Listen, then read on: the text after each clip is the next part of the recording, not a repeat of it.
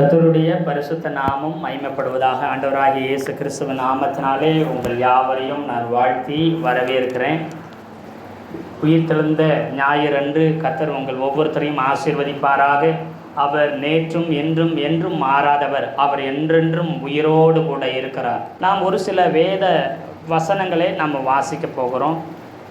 மத்தேயு எழுதின சுவிசேஷம் 28வது அதிகாரம் 1வது வசனத்தை 2வது வசனத்தை வாசிங்க. ஓய்வு நாள் முடிந்து வாரத்தின் முதலாம் நாள் விடிந்து வருகையில் மகதலேன மரியாளும் மற்ற மரியாளும் கல்லறையை பார்க்க வந்தார்கள். அப்பொழுது பூமி மிகவும் அதிரும்படி கர்த்தருடைய தூதன் வானத்திலிருந்து இறங்கி வந்து வாசலில் இருந்த கல்லை புரட்டி தள்ளி அதன் மேல் உட்கார்ந்தான். அல்லேலூயா, அல்லேலூயா. ஆமாம், சோத்திரம். இங்கே 5வது வசனத்தை வாசிங்க. தூதன் அந்த ஸ்திரீயை நோக்கி, நீங்கள் பயப்படாதீர்கள், சிலுவையில் அறையப்பட்ட இயேசுவை தேடுகிறீர்கள் என்று அறிவேன். சிலுவையில் அறையப்பட்ட இயேசுவை தேடுகிறீர்கள் என்று அறிவேன் என்று அங்கே தேவதூதன் சொல்லுகிறார். இன்னைக்கு நாம் கர்த்தரை தேட வேண்டும், இயேசுவை தேட வேண்டும். எப்படி தேட வேண்டும் என்கிறத பார்க்க போகிறோம். அல்லேலூயா. நிறைய பேர் சிலுவையில் தொங்கிக்கிட்டு இருக்கிற மரிச்ச இயேசுவை தேடுறாங்க. இயேசு கிறிஸ்துவை எப்படி தேட வேண்டும்? அதாவது ஒரு சிலர் இயேசுநாதரை குழந்தையாவே பார்த்து தேடுறாங்க, குழந்தை இயேசுவா பார்த்து தேடுறாங்க. ஒரு சிலர் என்ன செய்கிறாங்க, இயேசுநாதர் சிலுவையில் மரித்த நிலைமையில் அவரை தேடுறாங்க. ஒரு சிலர் என்ன செய்கிறாங்க, இயேசுநாதர் உயிரோடு இருக்கிறதாய் நாம் அப்பப்போ எங்களுக்கு உதவி செய்கிறவராக தேடுறாங்க. ஆனால் இயேசுநாதர் உயிர் தெழுந்தது எதற்காகன்னா, அவர் எப்பொழுதும் நம்மோடு கூட இருக்கும்படிக்கு உயிர் தெழுந்தார். அவர் மரித்தது எதற்கு தெரியுமா? அவர் இறந்தது எதற்கு தெரியுமா? பாவத்தின் சம்பளம் மரணம். நம்முடைய பாவத்துக்கு நாம் மரித்து நரகத்துக்கு போகணும். ஆனால் ஆண்டவராகி இயேசு கிறிஸ்து நமக்காக மரித்து நமக்காக உயிரை கொடுத்தார்.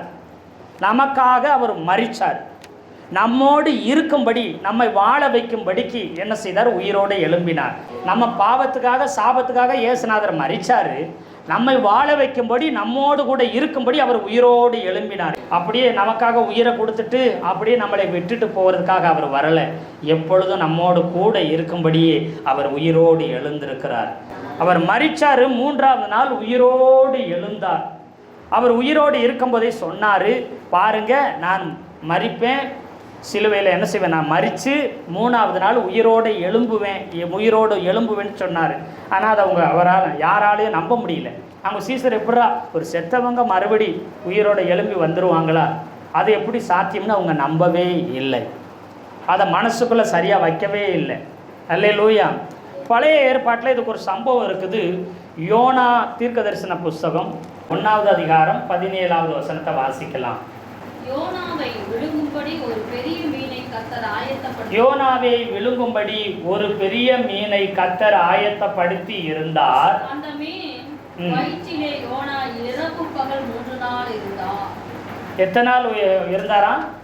ஒரு பெரிய மீனுடைய வயிற்றுக்குள்ள, அதாவது யோனாவை ஆண்டவர் ஒரு ஊருக்கு போக சொல்றாரு. யோப்பா என்ன செய்யறா, அவர் என்ன செய்யறாருன்னா, ஒரு ஊருக்கு போ அப்படி சொன்னா நினிவேக்கு போன்னு சொல்றாரு. ஆனால் இவர் என்ன செய்யறாருன்னு, யோப்பா பட்டணங்கிற ஒரு பட்டணத்தை போய் துறைமுகத்துக்கு போய் அங்கே போய் கப்பல் ஏறி தர்சீஸுக்கு போயிடாரு. நினிவேக்கு நான் போக மாட்டேன், அதுக்கு எதிராக என்ன செய்கிறேன், தர்சீஸுங்கிற ஊருக்கு போயிடுறேன். ஏன்னா நினிவே மக்கள் ரொம்ப மோசமானவங்க. அங்கெல்லாம் போய் ஆண்டவர் உங்களை அழிக்க போகிறாரு, நீங்கள் பாவம் பண்ணுறீங்க, நீங்கள் கொடுமைக்காரங்களாக இருக்கிறீங்க, பொல்லாதவங்களாக இருக்கிறீங்க, உங்களை ஆண்டவர் அழிச்சிருவார், ஒழுங்கு உங்கள் கெட்ட செயலிருந்து நீங்கள் மாறுங்கன்னு சொல்லி அப்படி போய் யாருக்காச்சும் சொன்னால் அவங்க விட்டுருவாங்களா? கொடுமைக்காரங்களா, கொலகாரங்களா, பயங்கரமான ரவுடிகளா, அடாவடியாக இருக்கிறான், நீ பாவம் பண்ணுற, நீ அநியாயமான செத்து போயிடுவா அப்படின்னா நம்மளை விட்டுருவாங்களா? மனம் திரும்பு, இப்போவே மனசு மாறு, இல்லைன்னா செத்துருவானா, என்னை சொல்கிறியா நீ, இப்போ நீ சாக போகிறடான்னு நம்மளை பிடிச்சி என்ன செஞ்சுருவாங்க, அடின்னு நொறுக்கிடுவாங்க. அப்படிப்பட்ட பொல்லாத ஜனங்க, இரக்கமில்லாதவங்க, அவங்ககிட்ட போய் சொல்லு அப்படின்னு ஆண்டவர் சொன்னால் இவங்க என்ன செய்கிறாருன்னா, நான் போக மாட்டேன் அப்படின்ட்டு இவர் வேற இடத்துல ஆண்டவர் சொன்ன பேச்சை கேட்காம இவர் ஒரு இடத்துக்கு போகிறார். கப்பல் ஏறி வேற ரூட்டில் போகிறார். போனால் என்ன செய்யுது, அங்கே புயல் வருது, அங்கே அலை வருது, காற்று வருது, கொந்தளிப்பு வருகிறது, பயங்கரமாக கொந்தளிப்பு வருது. பார்க்குறாங்க சரக்கு எல்லாம், கப்பல் இருக்கிற சரக்குகளை, சாப்பாடுகளை, பண்டங்களை எல்லாத்தையும் என்ன செய்கிறாங்க, தானியங்களை, பொருட்களை எல்லாம் தூக்கி தூக்கி உள்ளே போடுறாங்க. ஆனாலும் கப்பல் என்ன செய்யுது, அந்த கப்பல் மூழ்கத்தக்கதாக என்ன செய்யுது, பயங்கரமாக புயல் அடிக்குது. என்ன பண்ணுறதுனே தெரியல. வெயிட்டை, சுமையை குறைக்கிறதுக்காக எல்லாம் பார்த்தாங்க. கடைசியில் சீட்டு போட்டு பார்த்தா யார் பேரில் விழுகுதுன்னா யோனா பேரில் விழுகுது. அப்புறம் அவனை தேடி பார்த்தா ஆளாக்கணும் எங்கடான்னு பார்த்தா அடிமட்டத்தில் கீழே போய் படுத்து நல்லா தூங்கிட்டு இருக்கிறான். கீழே போய் எழுப்பி, நீ யார், உன் பேர் என்ன பேர் கேட்டு மேலே கூப்பிட்டு வந்து, உன் பேர் தான் யோனாவா, சீட்டு போட்டோம், உன் பேர் தான் விழுந்துச்சு, நீ என்ன தப்பு பண்ண, கடவுள் பயங்கரமாக கோவப்பட்டு இந்த புயலையும் அலையும் அனுப்பிவிட்டார் வரைக்கோ, கப்பலில் மூழ்கி எல்லாம் செத்து போயிடுவோம், கடலுக்குள்ளே மூழ்கி கப்பலோடு சேர்ந்து நாமளும் மூழ்கி செத்துருவோம் பாருக்கோ, நீ அப்படி என்ன பண்ணன்னு சொன்னால், ஆண்டவர் ஒரு ஊருக்கு, தர்சீஸுங்கிற ஒரு ஊருக்கு, நினிவேங்கிற ஒரு ஊருக்கு போச்சனாரு. நான் தர்சீஸுக்கு போனேன், அவர் சொன்ன பேச்சை நான் கேட்கல, நான் ஒரு தீர்க்கதரிசி, வருங்காலத்தில் நடக்க போகிறத ஆண்டவருடைய வார்த்தை இறைவாக்கினர், நடக்க போகிறத முன்னாடியே சொல்லுவேன். நான் அந்த ஊரை அழிக்க போகிறேன்னு ஆண்டவர் சொல்லிட்டார். அந்த பட்டணத்தை நீ போய் சொல்லுனாரு, நான் சொல்லலை. அங்கெல்லாம் போக முடியாது, அவங்க செத்தா சாகட்டும், அவங்க கெட்டவங்க பொல்லாதவங்க அவங்கள்ட்ட போய் சொல்ல முடியாதுன்னு நான் வேறு ஊருக்கு போனேன். அதனால தான் என்ன செஞ்சிச்சுன்னா இப்படி புயலெல்லாம் வந்திருக்கு, என்னால் தான் வந்திருக்கு, என்னையை தூக்கி கடலில் போடுங்க, புயலெல்லாம் அமைதி ஆயிரும், ஆலையெல்லாம் நின்று போயிடும் அப்படின்னு சொன்ன உடனே அவங்க என்ன செய்கிறாங்க, தூக்கி உள்ளே போட்டுறாங்க. அல்லையே சொல்லுங்களேன். அப்படி உள்ளே போட்ட உடனே ஆண்டவர் சொல்கிறாரு, ஒரு பெரிய மீனுக்கு கட்டளிடுறாரு, மீனே போய் யோனாவை போய் என்ன செஞ்சிரு, விழுங்கிருன்னு சொல்கிறாரு. பெரிய மீன் என்ன செய்யுது, வேகமாக வந்து யோனா விழுந்த இடத்துலேருந்து வாயை திறந்து என்ன செய்யுது, அவனை விழுங்கிருது. எத்தனை நாள் இருந்தானா, இரவு பகல் 3 நாள் யோனா மீனின் வயிற்றிலே இருந்தான். எத்தனை நாள் இருந்தானா, 3 நாள் இரவு பகல் மீனுடைய வயிற்றில் இருக்கிறான், உயிரோட அங்கே உள்ள என்ன செய்கிற வயிற்றுக்கள் கடந்துக்கிட்டு. இப்போ நாத்தம் தாங்க முடியல, பாசி இருக்குது, சுமல் அடிக்குது. எப்படி மீன் வயிற்றுக்குள்ள போனால் எப்படி இருக்கும், சிண்டாக இருக்கும், ஏசி ரூமாக இருக்கும், சொல்லுங்க எப்படி இருக்கும்? ஆமாம், உள்ள அதில் என்ன செய்யுது, அந்த வயிற்றுக்குள்ள போய் நாத்தம் தாங்க முடியல, உள்ளே இருக்க முடியல. மீன் அப்படி ஸ்ட்ரெயிட்டாக போகும், சொல்லுங்க தண்ணிக்குள்ள எப்படி போகும் மீன், அப்படி இப்படி தானே போகும். அப்போ வயிற்றுக்குள்ள கிடக்கிறோடைய நிலைமை எப்படி இருக்கும் யோசிச்சு பார்த்தீங்களா? கீழாக போகும்போது என்ன செய்வான், தலைகீழாக போவான், மேலாக வரும்போது அப்படியே கீழாக அப்படியே வருவான், அப்படியே இப்படி போவான், அப்படி போவான், அப்படி உருளுவான். நம்ம பொதுவாகவே பாருங்கள், படகுல கப்பலில் போய் பழக்கம் இல்லாதவங்களால் படகுல கப்பலில் போக முடியாது. போகிறவங்களுக்கு அது என்ன செய்யணும், அது கப்பல் அப்படியே அசைஞ்சிக்கிட்டே தான் இருக்கும், அப்படி அசைஞ்சதே தான் இருக்கும். அதனால் அப்படியே அசைஞ்சிக்கிட்டே இருக்கிறனால அவங்களுக்கு எல்லாமே சுத்துற மாதிரி இருக்கும், கிறுகிறுப்பு வந்துடும், வாமிட் வரும், உடம்புக்கு முடியாமல் போயிடும். நிறைய பேர் கப்பல் பயணம் சேராமல் கப்பல்லே இறந்துடுவாங்க, உடம்பு முடியாமல் இறந்தவர்கள் உண்டு. பல மாதங்கள் இல்லை கப்பலில் பிரயாணம் பண்ணுவாங்க அந்த காலத்தில். அப்படி நிறைய பேர் கப்பல் பயணம் சேராமல் என்ன செய்வாங்க, ஒரு சிலர் உடம்பு முடியாமல் போகிறது உண்டு, ஒரு சிலர் மறிக்கிறதும் உண்டு. அப்போது அப்படி இருக்கும் பொழுது இந்த மீனுக்குள்ளே ஒரு 3 நாள் என்ன செய்கிறார், ஆமாம் கஷ்டப்பட்டுருக்கிறார். இப்போது வயிற்றுக்குள்ள இருந்துட்டு ஜெபம் பண்ணுறார். வயிற்றுக்குள்ளேருந்து மீன் வயிற்றுக்குள்ளேருந்து ஆண்டரை பார்த்து ஜெபம் பண்ணுறார், ஆண்டவரே என்னை மன்னிச்சிருங்க, நான் பண்ணது தப்பு தான், எனக்கு ஒரு வாய்ப்பு கொடுங்க, திரும்ப நீங்கள் போச்சன்ன ஊருக்கு போயிடுறேன், சொல்ல வேண்டியதெல்லாம் சொல்லிடுறேன், எப்படியாவது என்னை காப்பாற்றுன்னு வயிற்றுக்குள்ளேருந்து என்ன செய்கிற ஜெபம் பண்ணுறேன். அப்புறம் நீங்கள் எங்களை காப்பாற்றினா ஆலயத்துக்கு வந்து நான் பொருத்தனை பண்ணியிருக்கிறேன். பொருத்தனைனா கடவுளுக்குன்னு வேண்டிக்கிடுவாங்க பார்த்தீங்களா, நான் இதை தர்றேன், அதை செய்வேன், அப்படி பண்ணுறேன்னு. அது மாதிரி நான் என்ன செய்கிறேன், நான் வேண்டிக்கிறேன், பொருத்தனை பண்ணுறேன், ஆலயத்தில் வந்து என்ன செய்கிறேன், எல்லாம் செலுத்துறேன், என்னை உயிரோடு வெளியில் கொண்டு வாங்கன்றான். 3 நாள் வயிற்றுக்குள்ளே உயிரோடு இருக்கிறான். அவன் உயிரோடு இருக்கிறதுக்கு காரணம் ஆண்டவர் தான், தேவன் தான், கர்த்தர் தான். ரொம்ப முக்கியம். நீங்கள் கவனித்து பார்த்தீங்கன்னா அந்த 3 நாளும் அவன் எதையும் சாப்பிடாமல் பட்டினியாக வயிற்றுக்குள்ளே இருந்தான். உள்ளேருந்து ஜெபம் பண்ணுறேன், என்னை எப்படியாச்சும் வெளிச்சமாக இருக்குமா, இப்படி டீப் லைட் வெளிச்சம், ஃபோக்கஸ் லைட்டெல்லாம் போட்டிருப்பாங்களே, மெத்த சோபாலாம் இருக்குமா, 3 நாள் எப்படி தூங்கியிருப்பான் யோசிச்சு பாருங்கள். கட்டில் இருக்குதா, அங்கே மெத்த இருக்குதா, அங்கே என்ன இருக்குது, குடிக்கிறதுக்கு தண்ணி, வயிற்றுக்குள்ள மீன் வயிற்றுக்குள்ள எண்ணத்தை போய் குடிக்கும், எண்ணத்தை போய் சாப்பிட முடியும். ஒரு பக்கம் ஸ்மெல் அடிக்குது, ஒரு பக்கம் தாகம் எடுக்குது, ஒரு பக்கம் பசி எடுக்குது, ஒரு பக்கம் தூக்கம் வருது, ஒரு பக்கம் இது ஒன்று போல் இருக்கிறது இல்லை. என்ன செஞ்சுட்டு இருக்குது சொல்லுங்க. ஆமாம், இவனை கரையை கொண்டு போய் சேர்க்குற வரைக்கும் அது அப்படி நீந்திக்கிட்டு போகுது. இப்போ மீன் சாப்பிடலை, மீன் தண்ணி குடிக்கலை, மீன் எதுவும் பண்ணலை. இவனை போல் அதுவும் என்ன செய்யுது, 3 நாளாக பாசிங் இருந்து இவன் என்ன செய்யுது, கரையில் கொண்டு வந்து கக்கிற வரைக்கும் அது ஓயாமல் நீந்தி கொண்டே வருகுது. எத்தனை பேர் ஆமேன்னு சொல்கிறீங்க? இந்த 3 நாள் அவன் ஜெபம் பண்ணிட்டு இருக்கான். விடிய விடிய ஜெபம் பண்ணுறான், விடிஞ்சு ஜெபம் பண்ணுறான். பகலான்னு தெரியல, நைட்டான்னு தெரியல, என்ன ஆச்சுன்னு தெரியல. சொல்லுங்க, ஒன்றுமே அவனுக்கு புரியலை. வெளிச்சமே 3 நாளாக பார்க்க முடியல. ரொம்ப கஷ்டப்படுறான். ஆண்டவர் பார்த்து ஜெபம் பண்ணுறான். நிறைய நேரத்தில் நாம் நல்லா இருந்தால் எங்கே ஓடிடுவோம், ஆண்டவர் சொன்ன இடத்துக்கு போகாமல் ஆண்டவர் சொல்லாத இடத்துக்கு போவோம். ஆமாவா இல்லையா? சொல்லுங்க. நோய் இல்லை, நொடி இல்லை, கடன் இல்லை, குறை இல்லை, கஷ்டம் இல்லை, கண்ணீர் இல்லை, பிரச்சனை இல்லை, எதுவுமே இல்லை. ரொம்ப நல்லா இருக்கிறேன், காசு இருக்குது, பணம் இருக்குது, வசதி இருக்குது, வாய்ப்பு இருக்குது, எல்லாம் இருக்குதுன்னா நான் எங்கே போவேன் சொல்லுங்க? எனக்கு தான் நல்லா இருக்கிறேனே, நான் எங்கே ஆண்டரை தேடி போவேன்? ஏதாச்சும் தேவை இருந்தால் ஆண்டரை தேடி போகணும். நான் நல்லா தானே இருக்கிறேன். இல்லைப்பா சர்ச்சுக்கு தான் போகணும், ஆலயத்துக்கு போகணும், ஆண்டவரை தேடணும். அதெல்லாம் பார்த்துக்கலாம், நான் ரொம்ப பிஸி. இன்றைக்கி சண்டேனாலே ரொம்ப பிஸிங்க.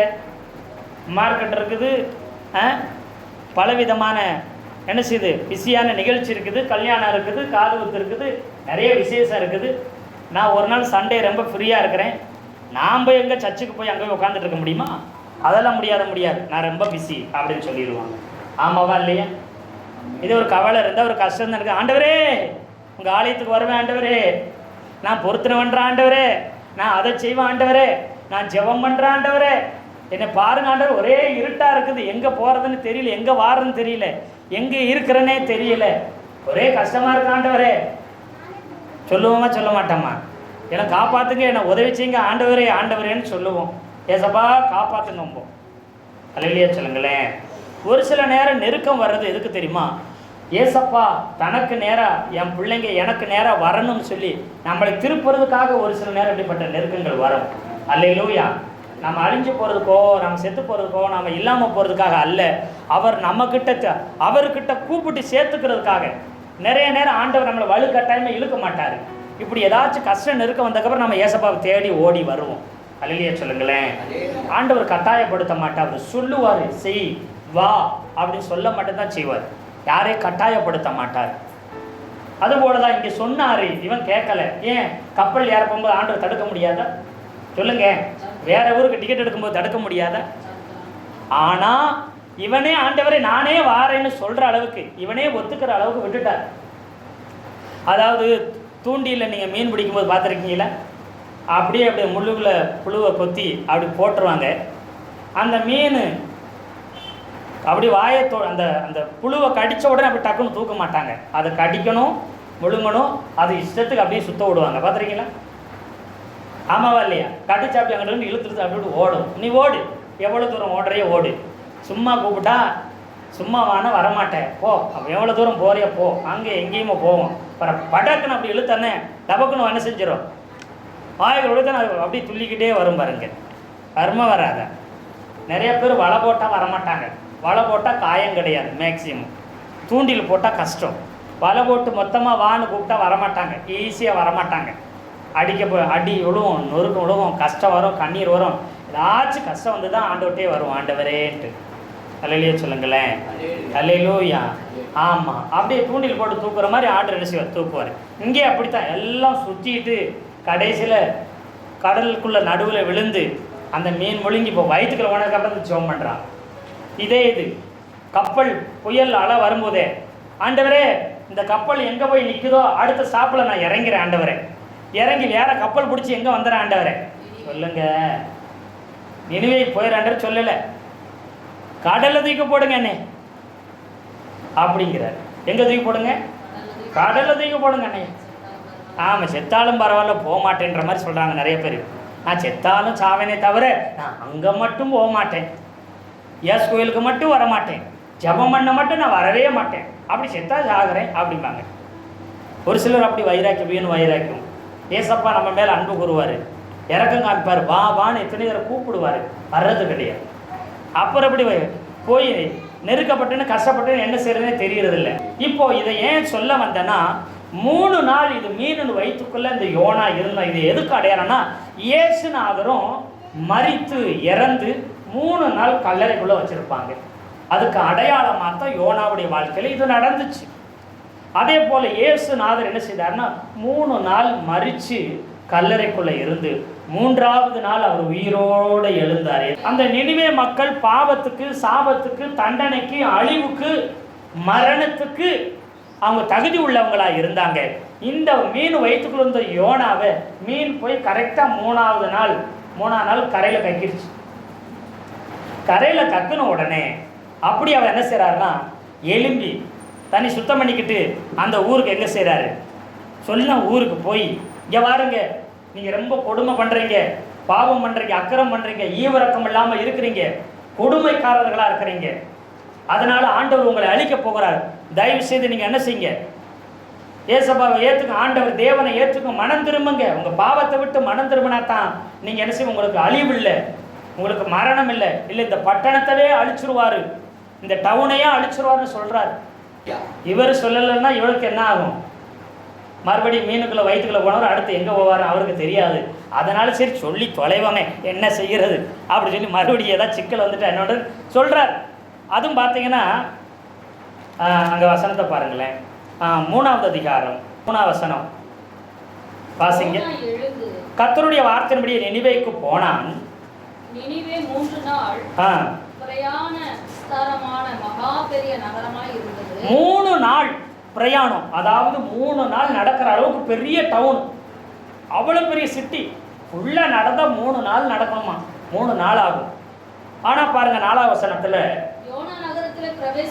இந்த யோனா நகரத்தில் பிரவேசித்து ஒரு நாள் பிரயாணம் பண்ணி, ஒரே ஒரு நாள் தான் பிரயாணம் பண்ணா, இன்னும் 40 நாள் உண்டு. அப்பொழுது நினிவே கவிழ்க்கப்பட்டு போகும். 40 நாள்ல இந்த பட்டணம் இவ்வளவு பெரிய ஊர் பட்டணம் 40 நாள் அழிஞ்சிரும் அப்படின்னு சொல்றாரு. 3 நாள் பிரயாணம் பண்ண வேண்டிய இடத்துல இவன் 3 நாளைக்கு 4 நாள் என்ன செய்யணும், பிரயாணம் பண்ணி எல்லா இடத்துக்கும் போய் சொல்லியிருக்கணும். இவன் 3 நாள் நான் எதுக்கு போகிறேன், ஏதோ ஒரு நாள் போனால் போகுது அப்படின்னு ஒரு நாள் மட்டும் போயிட்டு சொல்லிட்டு வந்துட்டான். இவங்க திருந்தினா என்ன சித்தானன்ற மாதிரி கடமைக்கு செய்கிற மாதிரி சொல்லலாம். ஆனால் அது ஜனங்கள் கேட்டு 40 நாள் இந்த பட்டணம் என்ன செய்வது, அழிய போகுது, சாம்பலாக போகுது, அழிக்க போகிறார் ஆண்டவர் சொல்லி கேள்விப்பட்டோன்னே எல்லாரும் சாப்பிடாமல் தண்ணி குடிக்காமல் என்ன செய்கிறாங்க, பட்டினியாக இருந்து நாங்கள் பண்ணது தப்பு ஆண்டவரே, தேவனே, கடவுளே, கத்தரேன்னு சொல்லிட்டு என்ன செய்கிறாங்க, அவங்க தங்களை மனம் வருந்தி தங்களை தப்பை ஒத்துக்கிட்டாங்க. ஆண்டவர் அவர்களை அழிக்கவில்லை. கிட்டத்தட்ட 1.25 லட்சத்துக்கு மேலே உள்ள ஜனங்க, எத்தனை லட்சம் பேர், 1.25 லட்சத்துக்கு மேலே அத்தனை ஜனங்க இருந்தாங்க. அவங்கள ஆண்டவர் அழிக்காமல் மன்னிச்சு விட்டார். அல்லேலூயா சொன்னங்களேன், கர்த்தருக்கு ஸ்தோத்திரம். இந்த 3 நாள் யோனா இருந்த போல இயேசுநாதர் மரித்து 3 நாள் இருக்கணும்னு அடையாளம். ஆதியாகம புஸ்தகத்தை திருப்பிக்குங்க. ஆதியாகம புஸ்தகம் 22வது அதிகாரம் 3ஆவது வசனத்தை 4ஆவது வசனத்தை வாசிக்கலாம். ஆபிரகாம் அதிகாலையில் எழுந்து கழுதின் மேல் சேணம் கட்டி தன் வேலைக்காரர் 2 பேரையும் தன் குமாரன் ஈசாக்கையும் ஓட்டிக்கொண்டு தகன பலிக்கு கட்டைகளையும் பிளந்து கொண்டு தேவன் தனக்கு குறித்த இடத்துக்கு புறப்பட்டு போனான். 3ஆம் நாளில் ஆபிரகாம் தன் கண்களை ஏறெடுத்து பார்த்து தூரத்திலே அந்த இடத்தை கண்டான். ஆமா, இங்க பாத்தீங்கன்னா இங்கே ஆபிரகாம் தன்னுடைய மகனை என்ன செய்கிறாருன்னா கூப்பிட்டு வந்து, எங்கே ஆண்டவர் சொன்ன மோரியா தேசத்தில் ஒரு மலை இருக்குது, அந்த மலையில் உன் ஒரே மகன் நேசகுமாரன் ஈசாக்கு வந்து நேசகுமாரன். அந்த 2ஆம் வசனத்தில் பார்த்தீங்கன்னா, அப்பொழுது அவர் உன் புத்திரனும் உன் ஏகசுதனும் உன் நேசகுமாரனாகிய ஈசாக்கை மோரியா தேசத்துக்கு போய் அங்கே நான் உனக்கு குறிக்கும் மலையின் ஒன்றின் மேல் அவனை தகன பலியாக பலியிடுன்னு சொல்லிட்டாரு. அவனை எரித்து சாம்பலாய்க்கிறு, அவனை பலி செலுத்தி சாம்பலாய்க்கிறன்னு சொல்கிறார். அப்போ நேசகுமாரன் பிதாவாகிய தேவன் இயேசு கிறிஸ்துவ மூழ்கி ஞானசானம் எடுக்கும்போது இவர் என் நேசகுமாரன், இவரில் பிரியமாக இருக்கிறேன்னு சொல்றார். இயேசுநாதரும் நேசகுமாரனாக இருந்தார். அல்லேலூயா. ஆபிரகாமுக்கு ஈசாக்கு நேசகுமாரனா, இவரும் நேசகுமாரனாக இருந்தார். இவர் பிரியமாக இருக்கு. இன்னொரு இடத்துலையும் இயேசு கிறிஸ்துவே பிதா சொன்னார். அதே போல இயேசுநாதர் என்ன சார், ஈசாக்கு கட்டையில் அடுக்கி வைக்கப்பட்டு ஈசாக்கு என்ன சார் பலியிட அவனை கிடத்தி வைக்கப்பட்டது போல இயேசுநாதரும் என்ன சார் சிலுவை மரத்தில் கிடத்தி வைக்கப்பட்டார். ஆமாம், இயேசுநாதர் மரித்தார். அல்லேலூயா சொல்லுங்களேன். அவன் ஈசாக்கு மரித்ததுக்கு அடையாளமா அந்த கட்டைகளில பலிபட செஞ்சு, கல்லில் பலிபட செஞ்சு கட்டைகளை வச்சு அதை இவன் கிடத்தி வச்சுக்கிறார். அது சாவுக்கு, ஈசாக்கு மரிச்சதுக்கு அடையாளம். அவனுக்கு பதிலாக ஒரு ஆட்டுக்கடாவை ஆண்டவர் கொடுக்குறாரு. அதை என்ன செய்கிறாருன்னா பலியிடுறாங்க. இந்த ஈசாக்கு மறுபடியும் உயிரோட எழுப்பப்படுகிறான். எத்தனை பேர் ஆமென் சொல்றீங்க? அல்லேலூயா. அந்த பலிபீடத்திலிருந்து அந்த விரல் கட்டையிலிருந்து அவன் எடுக்கப்பட்டு உயிரோட திரும்பி தன்னுடைய என்ன செய்கிறான்னா வீட்டுக்கு அவன் திரும்பி போகிறான். எத்தனை பேர் ஆமென் சொல்றீங்க? அதே போல ஆண்டவராகி இயேசு கிறிஸ்துவும் சிலுவை மரத்தில் அவர் மரிக்கிறார். மரித்தது மாத்திரம் அவர் திரும்ப ஈசாக்கு எப்படி திரும்ப உயிர்த்தெழுதலுக்கு அடையாளமாய் திரும்ப உயிரோடு அவர் வீட்டுக்கு திரும்பி போனானோ, அதே போல ஆண்டவராகி இயேசு கிறிஸ்துவும் உயிரோடு எழுப்பப்பட வேண்டியதாக இருந்தது. எத்தனை பேர் ஆமென் சொல்றீங்க? எபிரேயர் 11வது அதிகாரம் 17வது 18வது 19வது வசனத்தை வாசிக்கலாம். மேலும் விசுவாசத்தினாலே ஆபிரகாம் தன் சோதிக்கப்பட்ட போது ஈசாக்கை பலியாக ஒப்பு கொடுத்தான். ஈசாக்கினிடத்தில் உன் சந்ததி விளங்கும் என்று அவனோட சொல்லப்பட்டு இருந்தது. இப்படிப்பட்ட வாக்குத்தத்தங்களை பெற்றவன் மரித்தோரிலிருந்து எழும்ப தேவன் வல்லவராய் இருக்கிறார் என்று எண்ணி தனக்கு ஒரே பேரான குமாரனையே பலியாக ஒப்பு கொடுத்தான். மரித்தோரிலிருந்து அவனை பாவனையாக திரும்பவும் பெற்றுக்கொண்டார். அல்லேலூயா சொல்லுங்களேன். மரித்தோரில் இருந்து எழும்ப பண்ணுகிறது தேவன். ஈசாக்கு மரித்தோரிலிருந்து எழும்ப பண்ணினது போல இயேசுநாதரும் மரித்து 3ஆவது நாள் அவர் என்ன செய்ய வேண்டும்? உயிரோடே எழும்ப வேண்டும். எத்தனை பேர் ஆமென் சொல்றீங்க? இதெல்லாம் நிழல் ஆட்டமா இருந்துச்சு. முன்ன காலத்துல ஒரு சாம்பிளா ஒரு நிழல் ஆட்டமா இருந்துச்சு. அது பின்னாக்கள் இயேசுனுடைய வாழ்க்கையில சிலுவையில என்ன செய்ய அது அப்படியே நிறைவேறிச்சு. எத்தனை பேர் ஆமென் சொல்றீங்க? அல்லேலூயா. அப்போ இயேசுநாதர் மரிக்கணும். மரிக்கிறது மாத்திரமல்ல, 3ஆவது நாள் அவர் உயிரோடு என்ன செய்வார்? எழும்ப வேண்டும் என்று சொல்லி ஏற்கனவே ஆண்டவர் முன்குறிச்சது பிதாவாகிய தேவன் திட்டமிட்டபடியே அவர் என்ன செய்கிறார்னா 3ஆவது நாள் அவர் திரும்பவும் உயிரோடே எழுந்திருக்கிறார். அல்லேலூயா. போன வருடத்திலையும் கூட இயேசு ஏன் 3ஆம் நாள் உயிர் தெழுந்தார் அப்படின்ற தலைப்புல நான் என்ன செஞ்ச பிரசங்கம் பண்ணியிருக்கிறேன். 3ஆவது நாள் ஏன் இயேசுநாதர் உயிர் தெழுந்தார் என்ற பிரசங்கம் பண்ணியிருக்கிறேன். அந்த பிரசங்கத்தை நீங்கள் கேட்பீர்களா? ஏன் 3ஆம் நாள் உயிர் தெழுந்தார் என்பது உங்களுக்கு புரியும். எத்தனை பேர் ஆமென் சொல்றீங்க? அல்லேலூயா. அது மாத்திரமல்ல, அவர் உயிரோடு எழும்புவார் என்று சொல்லி சங்கீதக்காரனும் அங்கே முன்னமே தீர்க்க தரிசனம் உரைத்திருந்தபடியினால அந்த வார்த்தையின்படியே என்ன செய்கிறாரு? அவர் உயிரோடே எழும்புகிறார். எத்தனை பேர் ஆமென் சொல்றீங்க? அல்லேலூயா. சொன்னது நிறைவேறும்படிக்கு சங்கீதம் 16 10வது வசனம் 11வது வசனம். என் ஆத்துமாவே பாதாளத்தில் விடீர், உம்முடைய பரிசுத்தவானை அழிவை காண ஒட்டீர். எத்தனை பேர் ஆமென் சொல்றீங்க? அதாவது உம்முடைய ஆத்துமாவை, இயேசுநாதருடைய ஆத்துமா அப்படி பாதாளத்துக்குள்ளேயே விட்டுற மாட்டாரு. உம்முடைய பரிசுத்தவானை அழிவை காண ஒட்டீர், ஜீவ மார்க்கத்தை எனக்கு ஜீவ மார்க்கத்தை எனக்கு என்ன செய்வீங்க? தெரியப்படுத்துவீங்க என்று சொல்லி அவர் மரித்த ஆண்டவர் அவருடைய ஆத்துமா பாதாளத்தில் இருக்காது, அவர் திரும்பவும் உயிரோடு எழுவார் என்று சொல்லி இருக்குது. அந்த உயிர் தெழுந்த ஆண்டவராகி இயேசு கிறிஸ்து இன்றும் நம்முடைய வாழ்க்கையில் அற்புதங்களை அதிசயங்களை செய்து கொண்டிருக்கிறார். இன்றும் அவர் உயிரோடு இருப்பது மாத்திரமல்ல, அவருடைய வல்லமை ஒரு நாளும் குறைந்து போகவில்லை. சுகம், விடுதலை, அற்புதம், அதிசயத்தை அவர் செய்து கொண்டே இருக்கிறார். அதனாலதான் நம்ம பாடுகிறோம், உந்தன் வல்லமைகள் குறைந்து போகவில்லை, உந்தன் உயிர்த்தெழுதல் மகிமை மாறவில்லை, உந்தன் வல்லமைகள் குறைந்து போகவில்லை, உந்தன் உயிர்த்தெழுதல் மகிமை மாறவில்லை. ஏசப்பா உங்க நாமத்தில் இன்று அற்புதங்கள் நடக்குது. ஏசப்பா உங்க நாமத்தில் இன்று அற்புதங்கள் நடக்குது. பேய்களோடுது, நோய்கள் தீருது, பாவங்கள் பறந்தோடுது. பேய்களோடுது, நோய்கள் தீருது, பாவங்கள் பறந்தோடுது.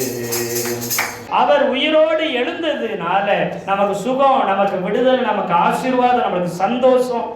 பேய்கள் ஓடுது, நோய்கள் தீருது, பாவமெல்லாம் பறந்து ஓடுது உயிர் தெழுந்த இயேசுவின் நாமத்தினால. அவர் உயிரோடு இருக்கிற அவருடைய நாமத்தினால இன்றைக்கும் அற்புதங்கள் அதிசயங்கள் நடந்து கொண்டேதான் இருக்குது. இப்போ இயேசுநாதர் மரிச்சுட்டாரு. வெள்ளிக்கிழமை நம்ம புனித வெள்ளியில கொண்டாடுறோம். நம்முடைய கணக்குப்படி வெள்ளிக்கிழமை இயேசுநாதர் மரித்தாருன்னு வச்சுக்கோங்க. ஞாயிற்றுக்கிழமை அவர் உயிரோடு எழும்புகிறார். அல்லேலூயா. அப்போ 3ஆவது நாள் அவர் உயிரோடு எழும்புகிறார். அப்போ அவரை அடைத்து என்ன செய்யறாரு, அவர் மரிச்சிட்டாரு, அவரை அடக்கம் பண்ணி வச்சிட்டாங்க. கல்லறையில அடக்கம் பண்ணுவாங்க. அங்க மாதிரி மண்ணை தோண்டி என்ன செய்ய மாட்டாங்க. நான் சொல்லுதுங்களா, உங்களுக்கு புரியுதுங்களா? இங்க கவனிங்க. மண்ணை தோண்டி நம்ம எப்படி என்ன செய்ய சவக்குழின்னு சொல்லுவோம், புதைச்சிப்பாங்க பார்த்தீங்களா? அங்கே அப்படி கிடையாது. அங்கே கல் பாறை இருக்குது பார்த்தீங்களா, அதை உடைச்சி வெட்டி உள்ளே என்ன செய்வாங்கன்னா கல் அறை, கல்லறைனா கல்லில் ஒரு அறை செஞ்சு அந்த அறையில் அடக்கம் பண்ணுறதுனா கல்லறை தோட்டம். அல்லேலூயா. ஆமாம். சுடுகாடுன்னு சொன்னால் என்ன அர்த்தம்னா, சுடுகாடுனா சுடுற காடு, என்னத்தை சுடுறது, மனுஷனை எரிப்பாங்க பார்த்தீங்களா, அது சுடுகாடு. இடுகாடுனா தோண்டி உள்ள புதைக்கிறது இடுகாடு. இடுறது எது, புணக்காட்டி இட்டு மூடுறது, அது இடுகாடு. சுடுகாடு, கல்லறை, இதெல்லாம் வித்தியாசம் தெரிஞ்சுக்கணும். இன்னும் இதெல்லாம் தெரிஞ்சு நான் என்ன பண்ண போகிறேன் அப்படின்றீங்களா? ஏன் இதை சொல்கிறேன்னா, இயேசுநாதரை நம்ம ஊரில் மாதிரி மண்ணை தோண்டி வெட்டி வச்சு அப்படி புதைச்சிட்டாருன்னு நினச்சிடக்கூடாது.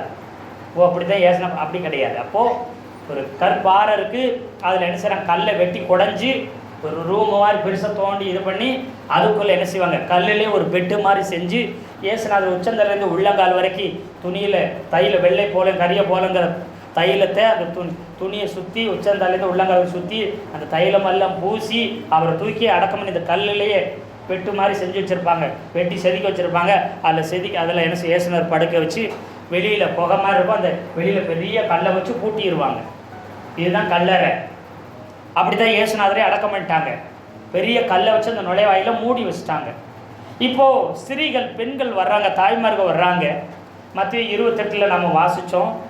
அது மாத்திரமல்ல, மார்க்கு 16வது அதிகாரத்தில் 1, 2, 3 வாசிக்கல. ஓய்வு நாளான பின்பு மகதலேனா மரியாளும் யாக்கோபின் தாயாகிய மரியாளும் சலேமே என்பவளும் அவருக்கு சுகந்த வர்க்கம் இடும்படி, அதாவது சுகந்த வர்க்கம் 3வது நாள் அவங்க என்ன செய்றாங்க, சுகந்த வர்க்கம் இடுறதுக்கு இயேசுநாதருடைய சடலத்துக்கு, அவர் இறந்த உடம்புக்கு என்ன செய்யணும், சுகந்த வர்க்கம் போடுறதுக்காக, அது காண்பிக்கிறதுக்காக அதுக்குரிய தைலங்களை என்ன செய்றாங்க எடுத்துக்கொண்டு போறாங்க. வாசிங்க. காலையில அதிகாலையில நேரமே போறாங்க. அதாவது ஞாயிற்றுக்கிழமை முதலாம் நாள்ல என்ன செய்றாங்க, எப்போ போறாங்க, சூரியன் உதயமாக போற சமயத்துல என்ன செய்றாங்க, அதிகாலையில என்ன செய்றாங்க, பெரிய கல்லா இருக்குது, அதை நம்ம எப்படி புரட்ட முடியும், பெண்களா இருக்கிறோம், எப்படி எவ்வளவு பெரிய கல்லை புரட்ட முடியும், எப்படி கல்லை புரட்டினா தான் உள்ள போய் கல்லறைக்குள்ள போய் இயேசுநாதருடைய சடலத்துக்கு உடம்புக்கு கந்த வர்க்கம் விட முடியுமே, இல்லைன்னா என்ன பண்ணுறது, சுகந்த வர்க்கம் எப்படி இடுறது, யார் நமக்கு உதவி செய்வா, அப்படியெல்லாம் அவங்க நினச்சிட்டு இருக்கிறாங்க. சுகந்த வர்க்கம்ன்றதுக்கு என்ன செய்யுதுன்னு பார்த்துக்கிட்டு யோசிச்சுட்டு போய்கிட்டு இருக்கிறாங்க. அது மாத்திரமில்ல, லூக்கா எழுதின சுவிசேஷத்தில் 23வது அதிகாரம் கடைசி வசனத்தை வாசிக்கலாம். திரும்பி போய் கந்த வர்க்கங்களையும் பரிமள தைலத்தையும் ஆயத்தம் பண்ணி அப்போ என்ன செய்றாங்கன்னா, இயேசுநாதரை மரித்து அன்னைக்கு அடக்கம் பண்ணது அந்த நாளில இவங்க பெண்கள்லாம் போய் கந்த வர்க்கங்களையும் பரிமள தைலத்தையும் ஆயத்தம் பண்ணி வைக்கிறாங்க. அப்புறம் ஓய்வு நாள் சனிக்கிழமையில் ஓய்ந்திருக்கிறாங்க. ஞாயிற்றுக்கிழமை வாரத்தில் முதலாவது நாள் இந்த பரிமள தைலத்தையும் என்ன செய்கிறாங்க, கந்த வர்க்கத்தையும் சுகந்த வர்க்கமுடியும் எடுத்து கொண்டு வர்றாங்க. கொண்டு வந்து நேரமே அதிகாலமே வர்றாங்க. அப்போ சூரிய உதிக்கிறதுக்கு முன்பதாக அவங்க புறப்பட்டு கல்லறைக்கு வராங்க. இயேசுநாதர் சடலத்தை தேடி சுகந்த வர்க்கம் பண்ணுறதுக்கு அது அவர் உடம்புல இதெல்லாம் பூசும்படிக்கு இதெல்லாம் போடும்படிக்கு வர்றாங்க. இவ்வளோ பெரிய கல்லை யார் புரட்டுவான்னு பார்த்தா, அங்கே தேவ தூதர்கள் ஏற்கனவே அந்த பெரிய கல்லை உருட்டி தள்ளி அது மேலே உட்காந்துட்டு இருக்கிறாங்க. ஏன்னு சொன்னால் இயேசுநாதர் 3ஆம் நாள் நான் உயிரோட எழுந்துருவேன், நான் உயிரோட எழும்புவேன், நான் 3ஆம் நாள் உயிரோட திரும்ப வந்துடுவேன்னு சொல்லுவார் சீசர்களுக்கு. அதை அவங்களால புரிஞ்சுக்கிறவே முடியல. ஆனால் இவரை சிலுவையில் அறையும்படி ஒப்பு கொடுத்தவங்க, தந்திரம் பண்ணவங்க, அவங்க என்ன நினைக்கிறாங்கன்னா, ஓ இவன் திரும்ப உயிரோட வரணும்னு சொல்லியிருக்கிறாங்க, ஒருவேளை இவங்க சீசர்கள் அவங்க உடம்பை கொண்டு போய் எங்கேயாச்சும் புதைச்சிட்டு எங்கே போய் இது பண்ணிட்டு இயேசுநாதர் உயிரோட எழுப்பி வந்துட்டாருன்னு போய் பொருளையை களைப்பட்டா என்ன செய்யணும்னு சொல்லி அந்த உடம்புக்கு காவல் காக்கிறாங்க. மத்தேயு எழுதின சுவிசேஷம் 16வது அதிகாரத்தில் 21வது வசனத்தை நான் வாசிக்கிறேன். அது முதல் இயேசு தாம் எருசலேமுக்கு போய் மூப்பராலும் பிரதான ஆசாரியராலும் வேத பாரகர்கள் பல பாடுகள் பட்டு கொலையுண்டு 3ஆம் நாளில் எழுந்திருக்க வேண்டும் என்பதை தம்முடைய சீசர்களுக்கு சொல்ல தொடங்கினார். அவர் உயிரோடு இருக்கும் போதே, மரிக்கிறதுக்கு முன்பதாக 3ஆவது நாளில் நான் உயிரோடு எழுந்திருக்கணும்னு சொன்னார். இதை அவங்க கேள்விப்பட்டு அவர் எப்படி எழுந்திருக்க முடியாதுன்னு அவர் கல்லறைக்கு காவல் காத்த ஆளெல்லாம் வச்சிருக்கிறாங்க. தேவதூதரை வந்து கல்லை புரட்டுறாங்க. அல்லேலூயா. இப்போ சூரியனை விட பிரகாசமான வெளிச்சம் வந்த உடனே அந்த காவல் காக்கிற அந்த காவலாளிகளும் பார்த்து இந்த பிரகாசத்தில் வெளிச்சம் தாங்க முடியாமல் அந்த பிரகாசத்தில் மயங்கி விழுந்துறாங்க. அந்த வெளிச்சம் தாங்க முடியாமல் மயங்கி விழுந்துறாங்க. கல்லை புரட்டி வச்சிட்டாங்க. இவங்க வந்து பார்க்குறாங்க, யாரை தேடுறீங்கன்னு அந்த தேவ தூதர்கள் கேட்குறாங்க. கேட்ட உடனே மரித்த இயேசுவை தேடுறீங்களா, அவர் இங்கே இல்லை, உள்ள கல்லறையில் எட்டி பாருங்க அப்படின்னு கல் ஒதுக்கி தூரமாக ஒதுக்கி வச்சிருக்குது, தள்ளி வச்சிருக்குது. இவர்களும் எட்டி பார்க்குறாங்க, உள்ள இயேசுநாதர் இல்லை. தலையில் சுத்தப்பட்ட துணி தனியாக எடுத்து மடிச்சு வச்சிருக்குது. அப்போ மடிச்சு வைக்கிறது காரணம், நான் திரும்பவும் வருவேன்னு அர்த்தத்துக்காக தலையில் சுத்தப்பட்ட துணி எடுத்து மடித்து ஆண்டவர் ஓரமாக வச்சிருக்கிறார். அப்போது இயேசுநாதர் திரும்பவும் வருவேன், உயிரோடு எழுந்துட்டேன், திரும்ப வருவேங்கிறது சொல்கிறதுக்காக அதை வச்சுட்டார். அப்புறம் அவர் மேலே சுத்தப்பட்ட வெள்ளை துணி, சுத்த வெள்ளையான துணி அங்கே கல்லறைக்குள் அப்படியே இருக்குது, துணி இருக்குது. அது எதுக்கு அடையாளம்னா, ஆண்டவர் சொல்கிறாரு, நீ கல்லறையை பார்த்து கண்ணீர் வெடிக்க வேண்டாம், நான் செத்து போயிட்டேன் அவ்வளோதான், உயிரோடு இல்லைன்னு நினச்சி வருத்தப்பட வேண்டாம், நான் உயிரோடு எழும்பிட்டேன். இந்த வெள்ளை துணி எதுக்கு அடையாளம்? பரிசுத்தத்துக்கு அடையாளம். நான் என்னுடைய பரிசுத்தையும் என்னுடைய நீதியை நான் உனக்கு தர்றேன், உன்னை பரிசுத்தமாக நான் மாற்றிருக்கிறேன், உன்னை நீதிமான நான் மாற்றிருக்கிறேன். அதுக்கு அடையாளம் இந்த வெள்ளை துணியை நான் வச்சுட்டு போனது காரணம் என்ன தெரியுமா? நீ என் பிள்ளை ஆகிட்டே, நீ கண்ணீர் வடிக்க வேண்டாம், நான் ஆதரவு இல்லை, அனாதை ஆகிட்டே, எனக்கு உதவி செய்ய யாரும் இல்லை, நீ கண்ணீர் வடிக்க வேண்டிய அவசியமே இல்லை, உன்னை பரிசுத்தமா உன்னை நீதி உள்ளவங்களா மாற்றிட்டேன், நீ குற்றவாளி பாவி குறைவானவங்க கிடையாதுங்க. உனக்காக பரிசுத்தத்தை வச்சிருக்கிறாரு, உங்களுக்காக சமாதானத்தை, அவருடைய சமாதானத்தை, நிம்மதி, ஆறுதலை உங்களுக்கு கொடுத்துட்டு போயிருக்கிறாரு. அவருடைய நீதியை, அவருடைய என்ன சொல்ல சுத்தமான பரிசுத்தத்தை உங்களுக்காக வச்சுட்டு போயிருக்கிறார். உங்க கூடவே இருக்கும்படி பரிசுத்த ஆவியானவர் கொடுத்துட்டு போயிருக்கிறாரு. நீங்க கண்ணீரோட அழ வேண்டியதில்லை. நிறைய பேர் இயேசுநாதர் செத்துட்டாருன்னு அழுகுறாங்க. போன வெள்ளிக்கிழமை சொன்ன புனித வெள்ளியில ஒவ்வொன்று அழுவாங்க, இயேசுநாதர் செத்துட்டார், அவர் உயிரோடு இருக்கிறாரு, அவர் செத்துட்டாருன்னு அழுவாங்க. 40 நாள் லெந்து நாள்னு சொல்லி கறி சாப்பிடாம, ஒரு சாப்பாடு சாப்பிடாம உபவாசம் 40 நாள் லெந்து நாள் சொல்லிட்டு இருப்பாங்க. அதுக்கெல்லாம் அவசியம் இல்லை. இயேசுநாதர் 2000 வருஷத்துக்கு முன்னாடி உயிரோடு எழும்பிட்டார். அவர் என்ன செய்கிறாரு? அவர் பாடுகளை நினச்சி துக்கப்பட்டு நம்ம அழ வேண்டிய அவசியமே இல்லை. அவர் பாடுபட்டார், அவர் மரிச்சார், உயிரோடு எழுந்துட்டார். நமக்காக எல்லாம் செஞ்சு கொடுக்குறதுக்காகத்தான் இத்தனை கஷ்டங்களையும் அவர் அனுபவிச்சார்.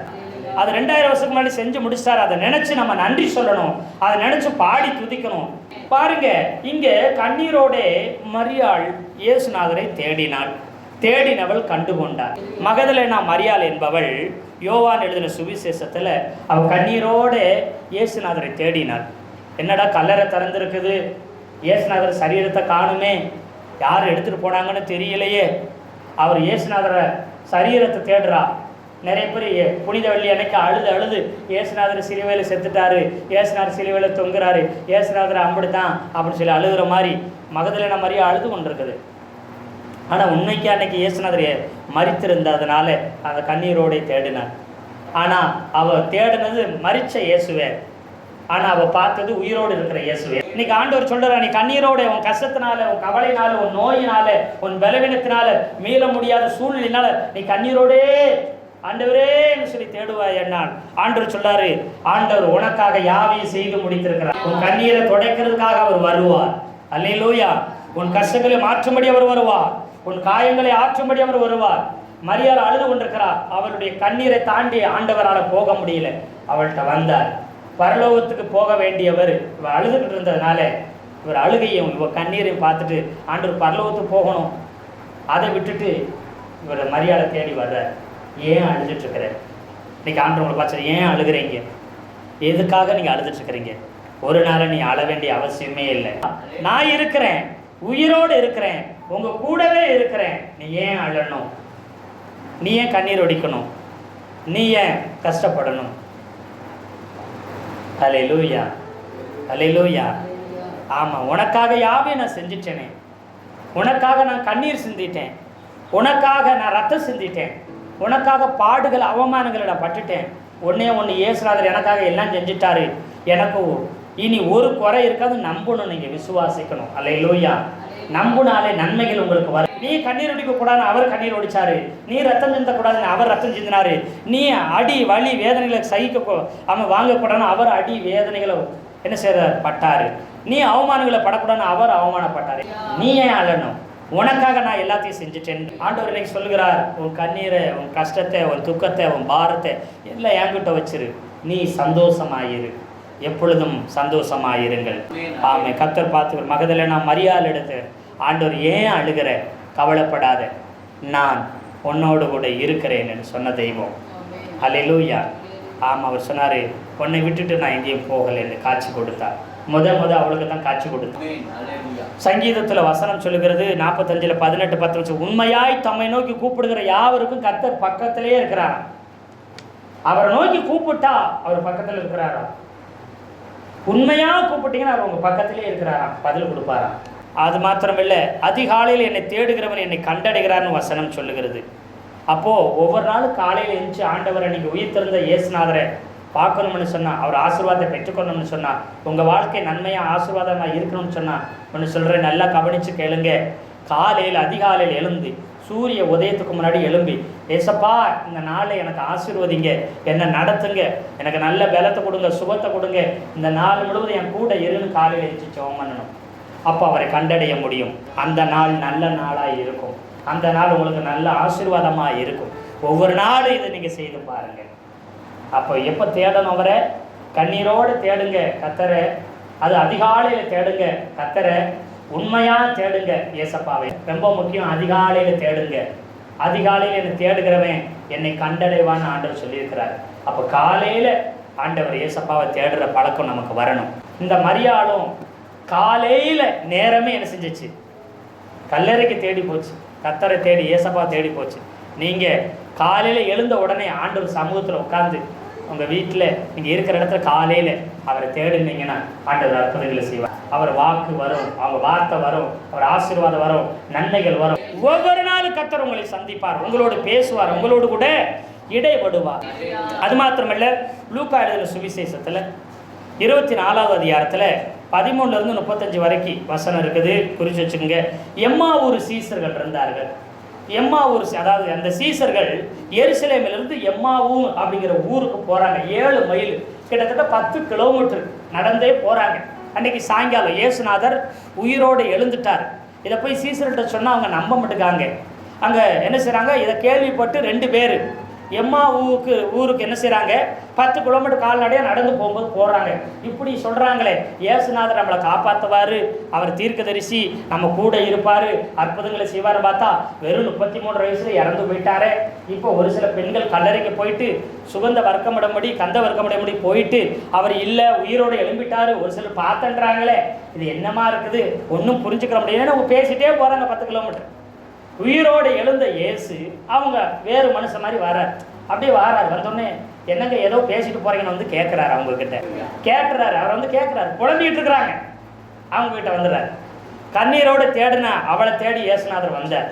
உண்மையாக தேடுனா ஆண்டவர் நம்மக்கிட்ட வருவார். அதிகாலையில் தேடணும்னா இயேசுநாதர் நம்ம தேடி வருவார். இப்போ புலம்பலோட புலம்பிட்டு போகிறாங்க, சாயங்காலமாக புலம்பிட்டு போகிறாங்க. அந்த ஊருக்கு என்னது இப்படி நடக்குது, இப்படி ஆயிடுச்சு, அப்படி புலம்பிட்டு போகிறாங்க. அவரையும் தேடி ஆண்டவர் வந்தார். ஒருவேளை நீங்கள் கண்ணீரோடு இன்றைக்கி வந்திருக்கலாம், ஆண்டவர் உங்களை தேடி வந்திருக்கு. நீங்கள் புலம்பலோடு வந்து உட்காந்துட்டு இருக்கலாம். ஆண்டவர் சொல்றாரு, புலம்பலை கேட்கிற ஆண்டவர், ஆனந்த கழிப்பாய் ஏசப்பா மாற்ற போதுமானவர். கர்த்தருக்கு ஸ்தோத்திரம். புலம்பிக்கிட்டு போகிறாங்க. அவர்கிட்ட ஆண்டவர் வர்றாரு, என்ன நடந்துச்சுங்க, என்னத்தை பேசுகிறீங்க, நீ என்ன வெளியூர்காரனா, உனக்கு ஒரு விவரம் பத்தலையா, இங்கே நடந்த காரியம் உங்களுக்கு தெரியாதா? இயேசுநாதர் வாக்கிலும் செயலும் வல்லவர். அவர் தீர்க்கதரிசியா இருந்தார், அற்புதங்கள் அதிசயங்களை செஞ்சாரு, ஜனங்களுக்கு நன்மைகள் செஞ்சார். திடீர்னு இப்படி இறந்து போயிட்டாரு. இன்னைக்கு அவர் உயிரோடு இருக்கிறார் மாதிரி சொல்லிட்டு இருக்கிறாங்க. உண்மையா எதை நம்புறது எங்களுக்கு தெரியலையே அப்படி சொல்லிட்டு பேசிட்டு போறாங்க. உடனே ஆண்டவர் கடிந்து கொள்கிறார். பாருங்க, வசனம் எல்லாம் சொல்லுது, அவர் உயிரோடு எழும்ப வேண்டும் என்று வசனம் சொல்லுகிறதே அப்படின்னு அவர் சொல்லுகிறார். பாருங்க, லூக்கா எழுதின சுவிசேஷம் 24வது அதிகாரத்தில் 25வது வசனம் 26வது வசனத்தை வாசிக்கலாம்.